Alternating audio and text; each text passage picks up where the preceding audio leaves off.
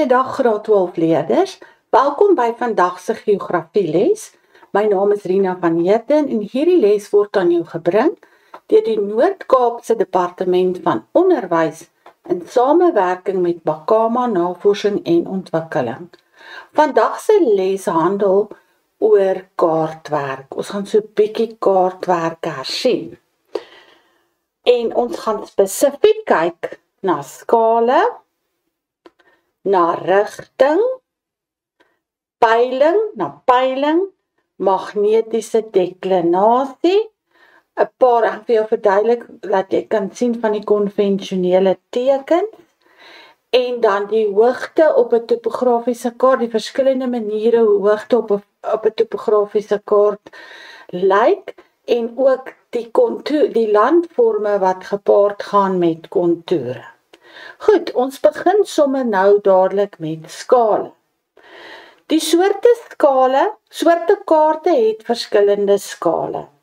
Ons praat van 'n klein skaalkaart, dan is jou skaal byvoorbeeld 1 tot 500.000. Hierdie kaart is veral by atlasse en word gebruik om patrone van kontinente of selfs wêreldomvang aan te dui.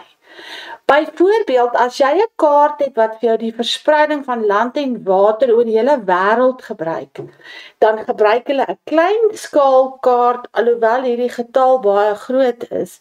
Groter hierdie getal is, hoe kleiner is die skaal. In ander woorde, hulle moet 'n baie groot area, soos die hele aarde, soos die wêreld se land en water op een stuk papier aandui.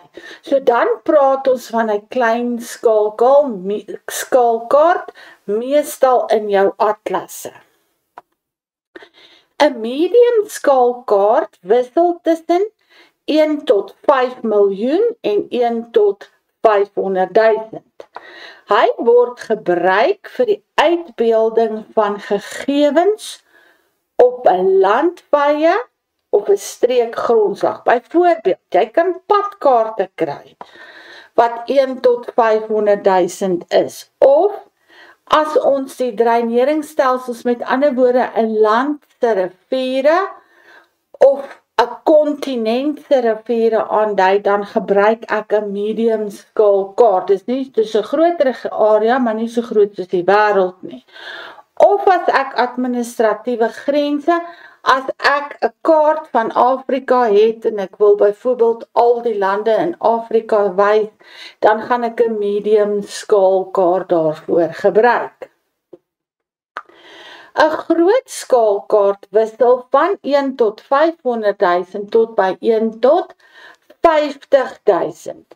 Ek gebruik dit om verskynsels aan te dui binne die grense van 'n landdrosstreek. Byvoorbeeld plaasopstalle, straatplanne van dorpe ensovoorts. Ons gebruik dan 'n 1 tot 50.000 skaal vir die topografiese kaart wat aan jou verskaf word in die eksamen. Goed, dan gaan ons kyk na die tipe skale. Die woordskaal, 'n woordskaal sê vir my byvoorbeeld, 1 millimeter stel 5 kilometer voor. Dis presies wat dit sê. 'n woordskaal is 'n skaal waar dit vir jou in woorde verduidelik word, hoe gaan hulle die afstande nie goed bereken.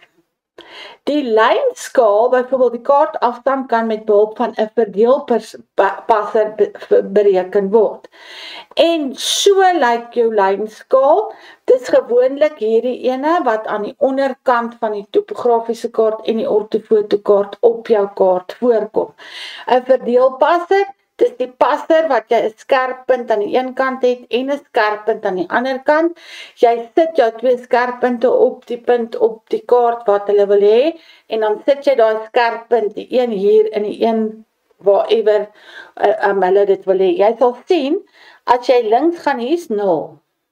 As jy links gaan, is dit meter. So daai is 100, 200, 300, 400, 500, 600, 700, 800, 900, 1000. Maar hierdie is so goed soos 1 kilometer. As jy regs gaan, 1000 meter, 2000 meter, 3000, 4000.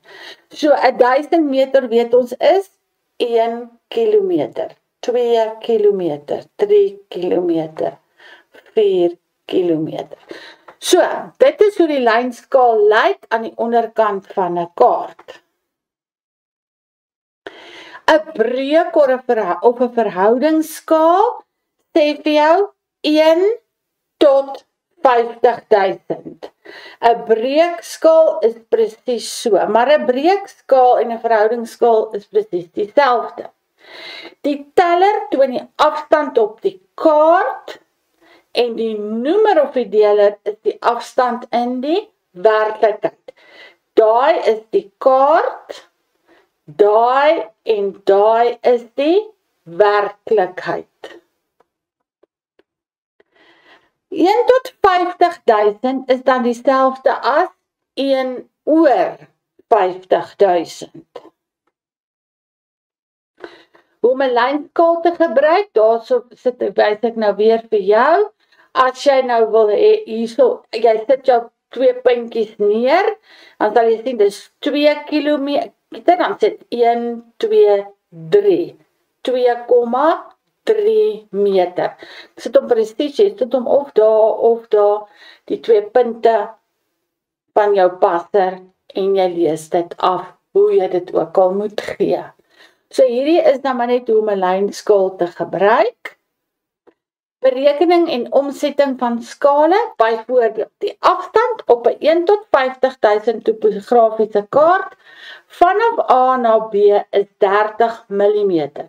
Hulle wil weet wat is die werklike afstand in kilometer. Onthou, hierdie sê 1 cm op die kaart, byvoorbeeld verteenwoordig 50.000 cm in werklikheid. Maar as ek nou op die kaart meet ek met my millimeter of my centimeter wat my liniaal is, so ek wil nou weet hoe ver is daai 2 punte uit mekaar uit, so ek moet die persoon soek die antwoord in kilometer. So ek sê dan 1 millimeter stel voor 50.000 millimeters. Eenheid wat jy hier gebruik, moet dieselfde wees as wat jy daar gebruik. Goed, 30 millimeter stel dus voor 30 maal 50.000. Daai 50.000. Daar is 1 miljoen millimeter in 'n kilometer, so ek vat daai 3 maal 5 is 15, daar's 1, 2, 3, 4, 5 nulle, 1, 2, 3, 4, 5. So as ek daai 2 maal, kry ek hierdie getal. En nou moet ek hom deur 'n miljoen deel, want daar's 1 miljoen millimeter in 'n kilometer. So dit kanselleer mekaar so uit. So waarmee sit ek? 15 op 10. 15 gedeel deur 10 is 1,5 kilometer. Dit is nou hoe ek hom omskakel. Wat is die afstand in meter? 1 millimeter stel voor 50.000 millimeter. So, ons het dit mos nou gemeet, dis 30 millimeter. So ek kan dan ook sê 30 maal 50.000 en onthou, daar is 100 cm in 'n meter of 1000 millimeter in 1 meter. So dan deel ek dit deur hierdie 1000 wat ek daar het. As ek nou my antwoord verder vereenvoudig, dan sê ek weer 3 maal 5 is 15, daar's hy. Dan tel jy die nulle, 1, 2, 3, 4, 5, 1, 2, 3, 4, 5. En dan moet ek hom deel deur 1000. Hoekom? Daar's 1000 millimeter in 'n meter. So daai een kanselleer met daai een. Daai een met daai een, daai een met daai een. So ek het oor 1500 op 1. So my antwoord is 1500 meter. Nou kom ons by rigting. Jy moet weet dat jy moet uit die aard van die saak nie net jou noord-oos, suid en wes ken nie. Jy moet jou noord-oos ken, jou suid-oos, jou suidwes, jou noordwes, as ook die rigtings tussenin. Hierdie ene, vat ek daai ene plus daai ene, gee vir my noord-noordoos. Hierdie ene is daai ene plus daai ene, hy is die naaste aan oos, so hy is oos, noordoos. Hierdie ene wat hier is oos plus suidoos. Hierdie ene hier is suidoos. Hierdie ene hierso is suidwes. Hierdie een hier is wes, suidwes. Daai ene is wes, noordwes. Daai ene is noord, noordwes. Goed, hulle gaan vir jou vra, moontlik, hulle kan vir jou vra, wat is die rigting vanaf punt A na punt B? Dan vat jy vanaf X na Y, daar's X, daar's Y. Die heel eerste ding wat jy doen is, jy verbind die 2 punte met mekaar. Wat is die rigting vanaf punt X? So, by X maak jy vir jou so 'n kruis, wat is die noord, oos, suid, wes. En daar kan jy baie duidelik sien, dit is noordoos. Goed. Peiling. Bepaal die peiling vanaf punt A na punt B. So daar's A, daar's B. Hulle wil hê jy moet bepaal wat is die peiling. Peiling is waar jy 'n gradeboog gebruik, ekskuus, hy het nou weggegaan, 'n gradeboog gebruik en jy gaan dood eenvoudig die grade aflees vanaf jou gradeboog. So, hier gaan jy nou sien, daar gaan jy sien onthou. In hierdie geval, jy lees eers hierdie maagie, moet eers hierdie kant toe kyk, nee, want van daar tot daar is 180. Jy sal sien, die hoek is groter as 180, dan draai ek my gradeboog om, ek sien hy sny hom daar by 15, so ek moet hom, so jy lees altyd kloksgewys, nee? Tensy jy nie 'n groot 360 grade boog het nie. Jy verbind punt A en B met 'n potlood en 'n liniaal. Trek 'n noord-suid lyn deur die punt van waar jy afwerk. Hy sê vanaf punt A. So die punt direk na die woord vanaf, dis daar waar jy jou noord-suidlyn gaan trek. So ek trek my noord-suidlyn by A. Daarna sit jy met die hoek met jou gradeboog kloksgewys vanaf noord. Dan sit ek my gradeboog neer, dan sien ek ek gaan tot daar, 180 grade. Dan draai ek my gradeboog so dat hy so lyk en ek sien daai ene sny by 15. So dit beteken my antwoord is 195 grade, want ek sê 180 plus 15 is 195. Goed, magnetiese deklinasie. Jy gaan nou sien hoe kombineer ek ware peiling met magnetiese deklinasie. Wat is magnetiese deklinasie? Hulle kan altyd vir jou die eerste vraag vra. Definieer die term magnetiese deklinasie. Jou antwoord gaan wees, dit is die verskil tussen ware noord en magnetiese noord. Die verskil tussen ware noord en magnetiese noord. Dit word op die kaart onder of langs die kant aangedui. Deesdae is hy so aan die linkerkant van die topografiese kaart en dit lyk so. Dit is so 'n pyltjie wat jy sien wat vir jou sê ware noord, magnetiese noord. So, die magnetiese deklinasie is die verskil, dis daardie punt daar. As hulle vir jou sê die gemiddelde magnetiese afwyking 15 grade 54 minute wes van ware noord, het hulle in Julie 1979 bepaal. Elke jaar, die gemiddelde jaarlikse afwyking is 1 minuut wes. So in 1997 was dit daai. Dit verander elke jaar, so met ander woorde 2025 gaan hy anders wees. Maar wat hier staan is, hulle sê hierdie magnetiese afwyking is 15 grade 54 minute. Daai hoek daar is 15 grade. Dit beteken die verskil tussen my ware noord en my magnetiese noord in 1997 was 15 grade 54 minute. Dit verander elke jaar 1 minuut wes. Met ander woorde, hy gaan die kant toe. So gaan hierdie hoek groter word. Hoekom? Want hy verander weswaarts. Nou kan hulle vir jou, dit lyk soos die volgende voorbeeld, hierdie inligting staan met jou pyl op die kaart. Hulle sê vir jou, gemiddelde magnetiese deklinasie 24 grade 31 minute wes van ware noord in Januarie 1994. So, die verskil tussen my magnetiese noord en my ware noord in 94 was 24 grade 31 minute. Die gemiddelde jaarlikse verandering is 7 minute weswaarts. Hoe weet hulle dit?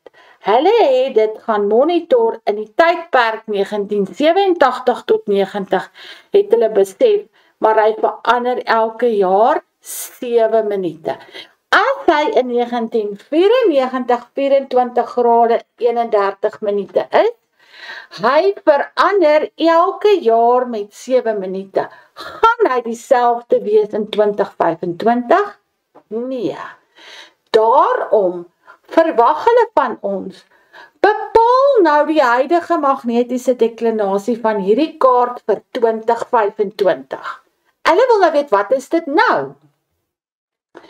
Jou metode is, jy gaan in die eerste instansie die tydperk in jare bepaal. Met ander woorde, tans is ons in 2025, daar vra hulle dit vir jou, minus 1994, ekskuus, ek gaan nou net gou terug, hoop ek gaan nou terug, net stadig wees, ek wil vir jou terugvat, want ek wil vir jou wys, 1994, ons is tans in 2025, so ek moet hierdie jaartal aftrek van 2025 af, daar is hy nou.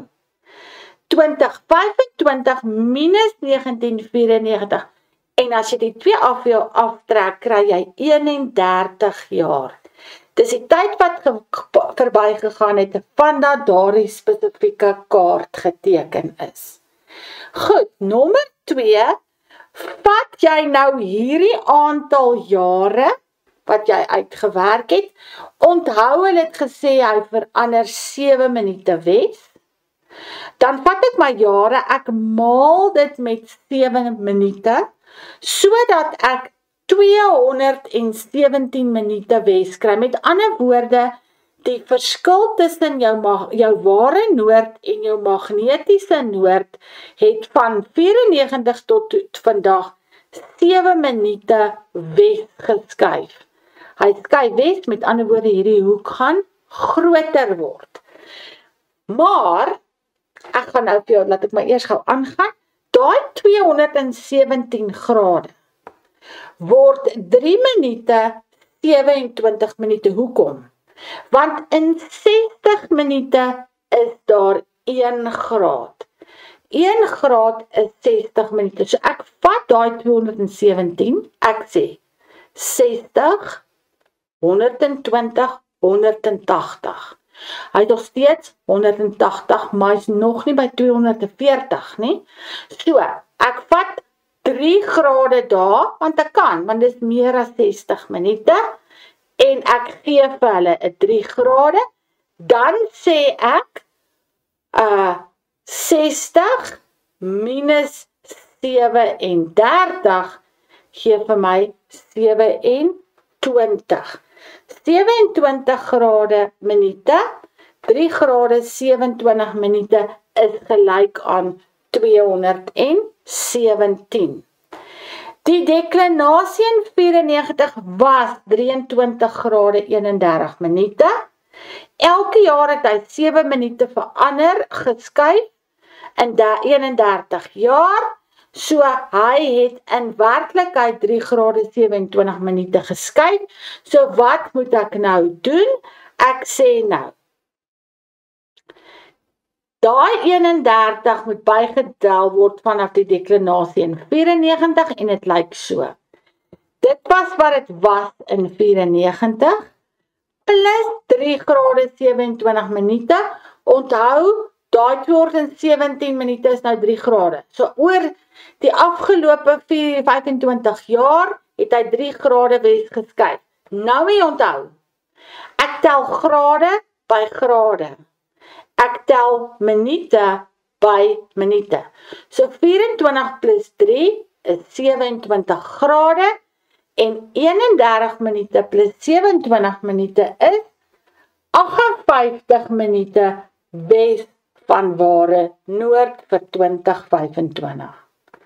Onthou, as die verandering ooswaarts is, moet jy dit aftrek. Ek gaan nou vir jou wys hoekom. Hierdie is my magnetiese noord, hierdie is my Ware Noord. En hulle dit staan op die kaart of dit oos of wes is. As hy wes verander, word die hoek groter, so plus. As hy ooswaarts verander het, met ander woorde uit hierdie kant toe beweeg, dan kan jy vir jouself indink. Hy raak kleiner, so ek moet aftrek. En met wes moet jy bytel. Goed, hier is Suid-Afrika. Mensies, so jou onderwyser het jou geleer, noord is altyd bo. Dit is 100% reg.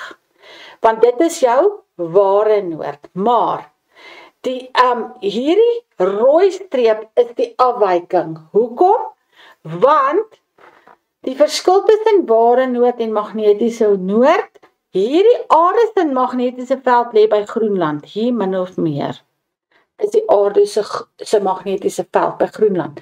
Jou kompas het 'n magneet in. Soos ek my kompas vat om nou te loop in die veld, gaan my kompasnaald uit ook 'n magneet, gaan die magnetiese veld van die aarde aantrek. So met ander woorde, my magnetiese noord is my noord op 'n kompas en my Ware Noord is my noord op my kaart. OK, is julle met my? Goed, en daar wys ons nou vir jou presies hoekom dit so is, waar die magnetiese noord is. Jou konvensionele tekens hoef jy nie uit jou kop uit te leer nie. Dit is aan die onderkant van die kaart, maar hoekom wys ek dit vir jou? Wanneer jy jou kaart kan, hulle vra vir jou, bereken die afstand van punt A na B op die hoofpad. Dan moet jy gaan kyk. Die hoofpad is 'n ligter rooi, dat jy nie die verkeerde pad vat nie. So jou blou en jou, as daar 'n N is op die pad, is dit 'n nasionale deurpad of 'n nasionale roete of 'n snelweg. 'n R is 'n hoofverkeersroete, maar hy gaan vir jou 'n driehoek gee met 'n R. 'n hoofpad is 'n rooi. 'n sekondêre pad is so bruin kleur, né? En as daar 'n pyltjie is, praat ons van 'n padhoogtemerk. Ek gaan nou vir jou presies wys wat hy aandui. Dan as dit 2 dubbelstrepe is soos hier, met geen kleur in, is dit 'n ander pad. Dit kan wees 'n grondpad of 'n baie nou paadjie wat daar is. En hierdie tekentjie hier beteken daar's 'n brug. Met ander woorde, daar kan moontlik 'n rivier onder dit loop. Jou stippellyne is 'n voetslaanpad of 'n baie dowwe pad. Hierdie grondpaaie wat jy soms nie eers ry nie, maar die ander een of is 'n voetslaanpad, met ander woorde 'n paadjie wat mense stap. Dan jou swart dik streep is 'n spoorweg en hierdie blokkie in die middel is 'n stasie, 'n spoorwegstasie. Dan indien jy jou swart streep kry en jy kry 'n hakie soos daai. Hierdie is 'n ander spoorweg, maar daai oop spasie daai is 'n tonnel. Onthou soms gaan 'n trein deur 'n tonnel. En daai stukkie wat in die tonnel is, wys hulle dan nou. So partylik of jy vra, wat is die lengte van die tonnel? Dan moet jy weet wat jy met jou tekens dan ken, né? As jy 'n spoorlyn kry en hier is sulke streepies wat net so loop, dan sit 'n opvulling. Met ander woorde, hulle het grond onder die spoorlyn gesit om hom hoër te laat gaan. As hulle uitgrawe om die spoorlyn te bou, dan praat ons van 'n deurgrawing. Met ander woorde, hulle het gegrawe. Die verskil is, 'n deurgrawing wys vir jou so 'n streepie. 'n Opvulling is daar geen nie. Hy lyk net so, en die ander ene het daai streep in. Hy het so 'n streep in. As jy 'n lyn kry met kolletjies, is dit 'n kraglyn. Nou hierdie in GIS noem ons lynpunte. Onthou julle? 'n puntsimbool of 'n lynsimbool. Hierdie is byvoorbeeld 'n voorbeeld van 'n lynsimbool. Dan as jy 'n strate kry met sulke donker areas, praat ons van 'n beboude gebied. Baie keer 'n residensiële gebied. Hierdie blokkies is geboue op 'n plaas of in 'n dorp, as hy 'n vierkant of 'n reghoek of is dit 'n gebou. Hierdie L wat lyk soos 'n L is 'n murasie. Dis 'n gebou wat uitmekaar uitval. Daar's nie meer vensters, die struktuur is daar, maar daar's nie meer vensters nie, daar's nie meer dak nie, daar's nie meer deure nie. Hierdie is jou puntsimbole. Hierdie is jou poligoon of jou area. 'n Punt, daai staan vir poskantoor, polisiestasie, winkel, 'n kerk, 'n skool en 'n hotel. 'n Enkele swart streep is op 'n draadheining of 'n muur. Hier's nog 2 puntsimbole, baie mooi. Die kruis is 'n windpomp. Sorry, die verkeerde merkie is 'n windpomp. Die kruis is 'n monument, moenie die mekaar raak met dit nie. Is 'n voetstuk met 'n W op, is 'n kommunikasietoring, 'n selfoontoring, soos 'n Vodacom of 'n MTN toring. 'n mynhoop lyk so. Hy het net streepies. 'n uitgrawing lyk so. Hy het nou weer daai streep, né? Dan, hierdie is my driehoeksbaken, daar is 'n seevaartteken, hierdie kry ek by die kus, is 'n vuurtoring, wat vir my sê waar die land begin. Daai is 'n begrafplaas en net 'n enkele kruis. Onthou, daai een het 'n voetstuk. Hierdie is net 'n enkele kruis, is dan 'n graf. Gaan jy nie seker is nie, gaan kyk altyd wat daar staan. Hierdie is byvoorbeeld 'n datalaag, wat ons gaan sê 'n waterdatalaag of 'n dreinering is die datalaag. Standhoudende riviere, een soliede lyn. Daai is die damwal, daai is die dam. As hy 'n stippellyn het, is hy nie standhoudend. Dit is 'n periodieke rivier of 'n periodiese rivier. Hierdie is 'n dam wat nie altyd water in het nie. Hierdie is 'n droë loop, want hy gaan sulke breinkolletjies dit.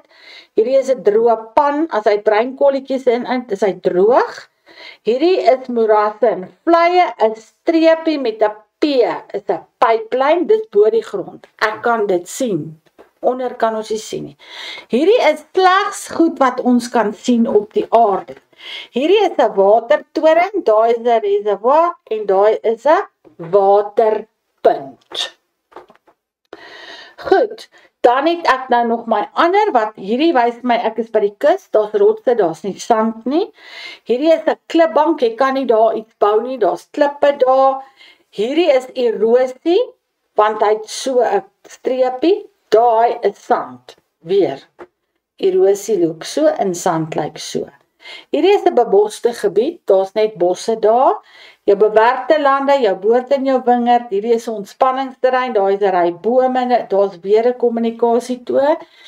Dan wil ek gou vir jou wys, die nuutste kaarte wys 'n windturbines of 'n windplaas.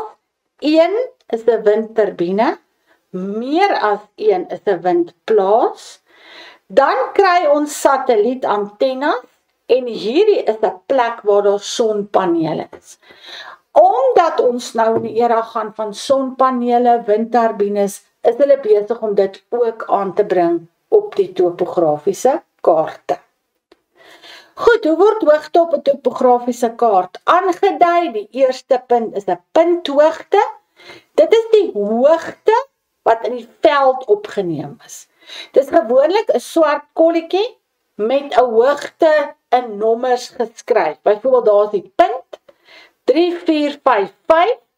Dit beteken dat hy lyk so, op daai punt is dit 921 meter bo seevlak. Hy wys vir jou presies hoe hoog is daai spesifieke punt.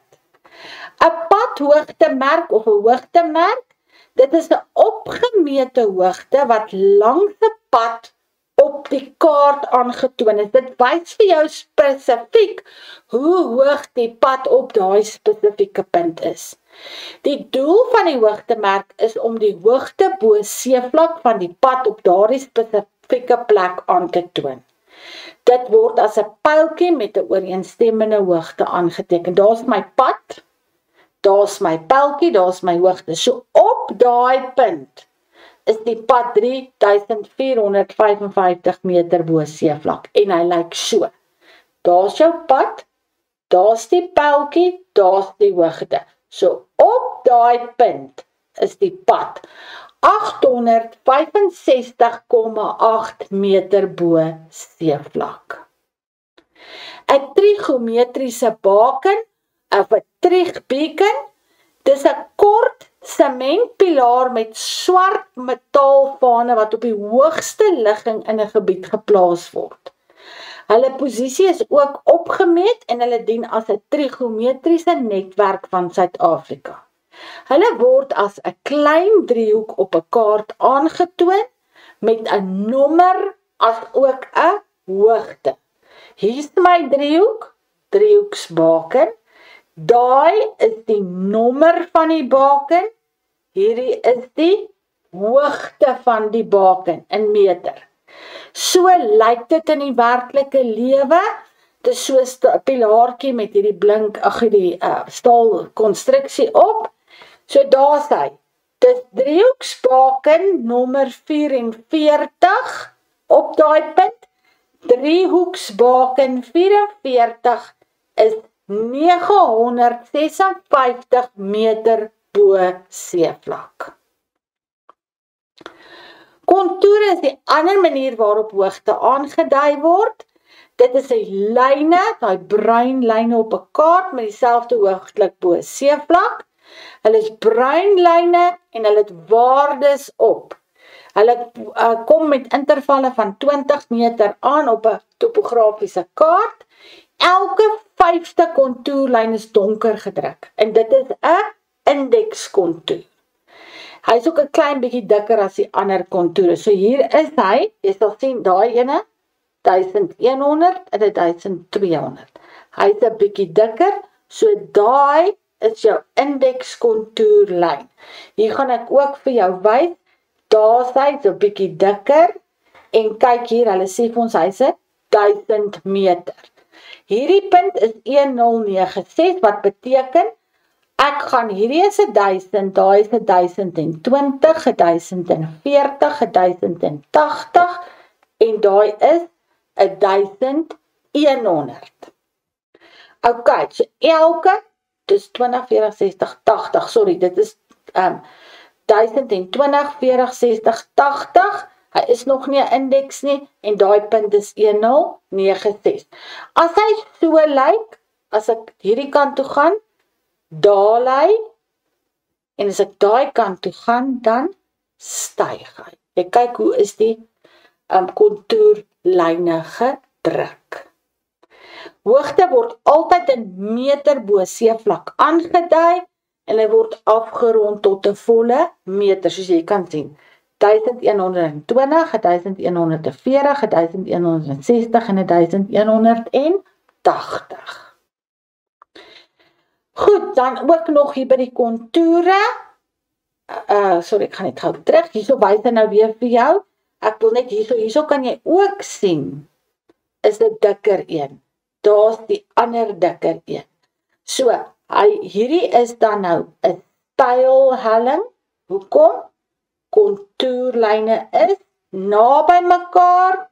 Hierdie is 'n geleidelike helling. Kontoure is ver uit mekaar uit geleë. Goed, bietjie landvorme. Hierdie kontoure vorm sekere landvorme, né? So die eerste een is 'n uitloper in 'n vallei. Ek wil hê jy moet hier kyk. In 'n uitloper in 'n vallei buig jou kontoure. Hier is my hoogste kontour, hier is my laagste kontour. Met 'n vallei buig die kontoure in die rigting van die hoogste kontour. Met 'n uitloper buig hy in die rigting van die laagste kontour. Jou laagste kontour, hy buig af.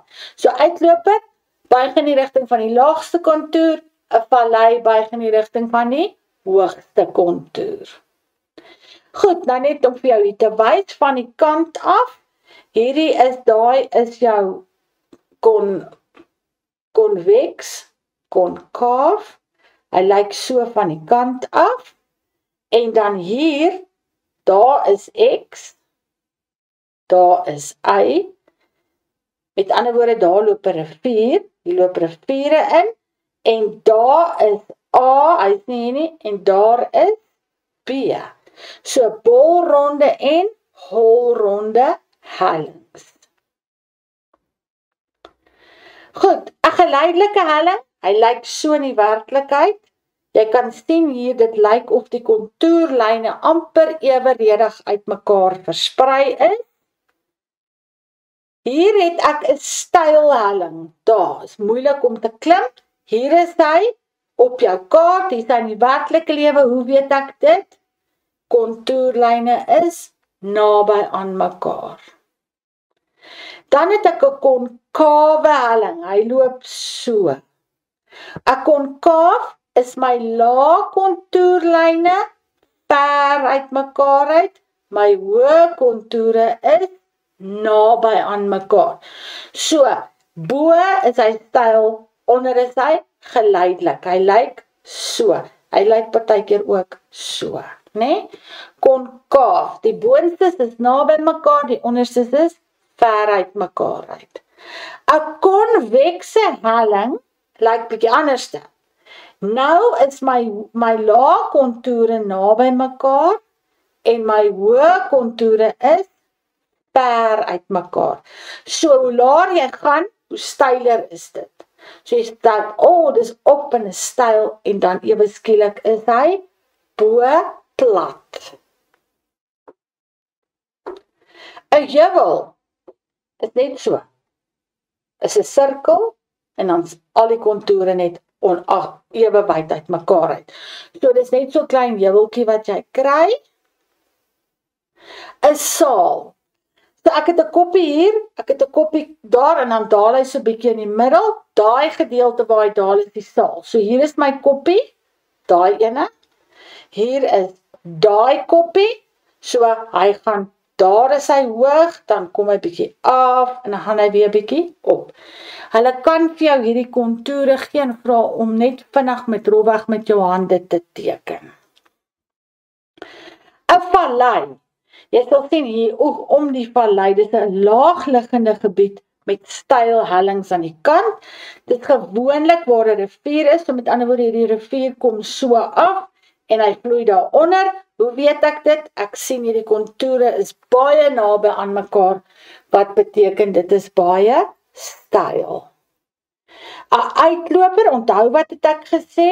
'n Uitloper buig in hier is die vallei, uitloper buig in die rigting van die laagkontour. So gewoonlik hierdie is jou vallei en hierdie is jou uitloper. En hy lyk so in die werklike lewe. Hier is die uitloper, daar is die vallei. Uitloper, vallei. Dan 'n kraans. 'n Kraans is net 'n plek waar daai kontourlyne amper op mekaar, jy sal hierso sien, hier kom al hierdie kontoure by mekaar, dit lyk soos een, maar daar gaan hulle weer uit, want hierdie kontoure, die ander 4 kontoure is op daai ene, wat beteken is hierdie hengse styl kraans, waar jy kan afval. 'n Deurgrawing, dit ek vir jou gesê, lyk so, dis 'n spoorlyn, met hierdie, daar het hulle hom uitgegrawe, is hierdie kant, hier by die wal, en daar, waar hulle deur hom is deurgegrawe het, lyk so, so hierdie tot hier, het hy hierdie streepie, tot daar het hy geen. So hier is die walletjie, en daar het hulle hom eers deur die berg gegaan, en toe bou hulle hom 'n bietjie op. Goed, net om jou te wys, as ek by A is, en as ek by B is, dan is dit eers plat, dan daar die helling styg, tot daar, dan is dit egalig. Hierdie is my eskarphelling, en daai gedeelte is die laag vlak hang, by jou cuestas. Dan kry jy jou trapvormige helling, hy styl, dan is hy weer plat, dan is hy weer styl, dan is hy weer plat, dan is hy weer styl. Hy vorm 'n trappie, twee by mekaar, eentjie uit mekaar uit, twee uit mekaar, eentjie uit mekaar uit. Goed, en dan van die kant af, byvoorbeeld 'n helling is eers ver uit mekaar uit plat, dan raak hy so 'n bietjie nader, by die kraans is hulle baie naby aan mekaar, hier by die talus is dit so bietjie begin uit mekaar uit, 'n bietjie verder uit mekaar uit, en dan hier by die onderkant, by die pediment, is my kontoure ver uit mekaar uit, en dan maak hy gou hierso trappie, twee by mekaar uit, twee by mekaar oop, twee by mekaar oop, om soos 'n trappie te vorm. So hierdie landvorme hierdie kontoure vorm landvorms. Baie dankie dat jy vandag geluister het. Ek sien jou volgende keer. Hierdie is dan nou die einde.